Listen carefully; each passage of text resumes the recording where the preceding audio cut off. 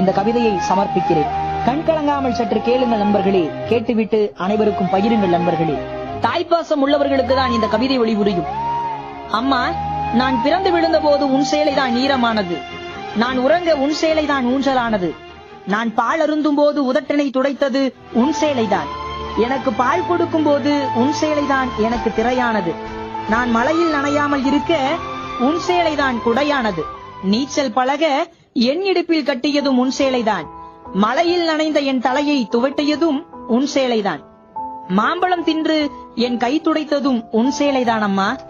ஆசிரியரின் மிரட்டலுக்கு ஓடி ஒளிந்ததும் உன் சேலைதான். அப்பா அடிக்க வரும்போது என்னை ஒளித்து வைத்ததும் உன் சேலைதான் அம்மா. அண்ணனுக்கு தெரியாமல் மறைத்து வைத்து மிட்டாய் கொடுத்ததும் உன் சேலைதான். காசு எடுத்தால் என்னை கட்டி வைத்து அடித்ததும் உன் சேலைதான். தலைவலிக்கு ஒத்தடம் கொடுத்ததும் உன் சேலைதான் அம்மா.